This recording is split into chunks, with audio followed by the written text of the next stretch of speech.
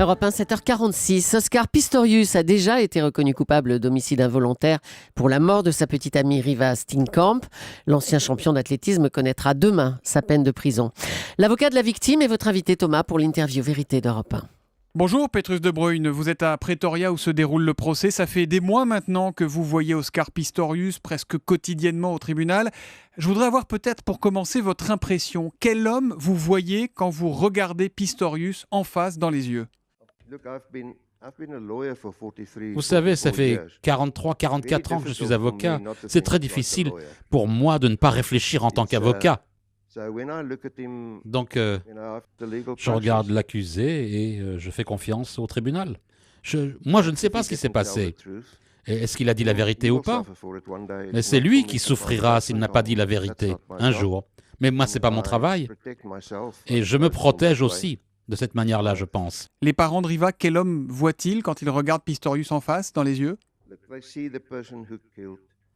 Eh bien, la personne qui a tué. Voilà, c'est pour ça qu'ils sont venus. C'est pour ça qu'elle est venue au tribunal, parce qu'elle voulait que Pistorius la voie. Elle voulait que Pistorius voie la personne qui a mis au monde Riva. Elle a pensé que c'était son devoir, donc quand elle regarde Pistorius,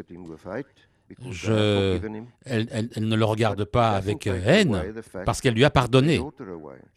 Mais il lui a pris sa fille. Elle ne reviendra jamais. Et c'est ça qui restera dans leur esprit pour toujours.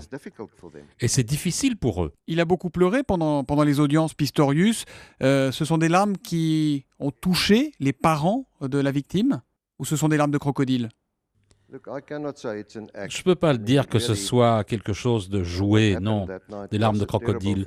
Ce qui s'est passé cette nuit-là, c'était quelque chose d'horrible. Et il s'en est rendu compte maintenant, totalement, bien sûr. Il est normal qu'il y ait eu un choc quand vous êtes au tribunal et qu'on doit revivre ces scènes-là. C'est très dramatique. Je crois qu'il est sincère quand il pleure. Que ce qu'il ait dit à la cour soit vrai ou pas, c'est une autre histoire. Mais je crois sincèrement qu'il souffre. Alors ce qu'on sait déjà, c'est qu'Oscar Pistorius a été reconnu coupable d'homicide involontaire, et il attend sa peine. Est-ce que June et Barry, les parents de la victime Riva Steenkamp, ont déjà l'impression qu'il s'en sort trop bien, Pistorius, avec cet homicide involontaire ? Vous savez, mon client m'a dit depuis le début, ils ne veulent pas de vengeance, ils veulent la vérité. Vous savez, pour pouvoir faire leur deuil, ils doivent pouvoir avoir la vérité. Mais ils ne pensent pas que ce soit la vérité, ce qui s'est dit là, et ils en souffrent. C'est pas la vérité, ça veut dire que vous ne croyez pas, les parents de la victime ne croient pas à la thèse de l'accident, celle défendue par Pistorius qui dit avoir tiré sur ce qu'il pensait être un cambrioleur ? Ça, ils n'y croient pas ? Je vais dire ça différemment. Je vais vous dire qu'ils sentent qu'il y a certaines parties qui n'ont pas été dites comme il faut. Vous savez, le juge a jugé en fonction de ce qu'elle avait, ce qui lui a été dit. Mais eux sentent que tout n'a pas été dit et qu'il n'y a qu'une seule personne en vie qui puisse nous dire la vérité.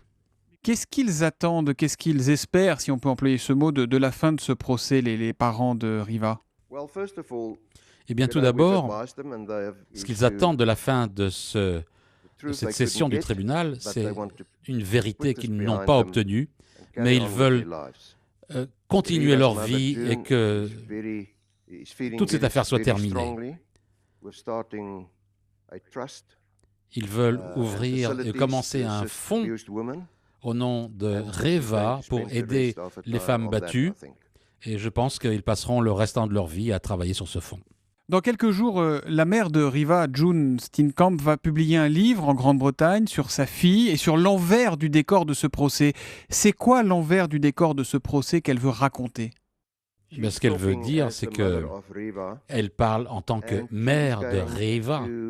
Et elle va parler de la relation entre Riva et sa famille, et à quel point cette perte de Riva leur importe. Ce sont des gens pauvres, des gens très honnêtes, mais bon, ils ont eu une vie extrêmement humble.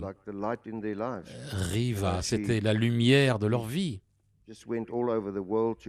Elle a travaillé dans le monde entier, elle était à la une de tous les journaux. Et puis voilà, cette mort, c'était quelque chose de terrible pour eux. Et ils l'aimaient très tendrement. Comment vont-ils, ses parents, alors qu'on arrive à la fin de ce procès fleuve, ce procès qui a été médiatisé dans le monde entier? Ils sont épuisés, fatigués, épuisés. Parce que ce n'est pas simplement un procès et l'épreuve d'y être, d'être dans la cour jour après jour, devant le tribunal jour après jour. C'est des choses dures. Et je pense que cette fin de ces séances arrive au bon moment. Et vous pensez qu'ils pardonneront un jour à Pistorius? Vous savez, si on hait quelqu'un, cette haine vous mange vous-même. Ils lui ont pardonné, mais ils veulent toujours la vérité. Merci Petrus de Bruyne d'avoir bien voulu répondre à nos questions ce matin. Vous étiez en duplex de Pretoria, duplex réalisé grâce à Sébastien Hervieux. Merci, bonne journée à vous. Thank you.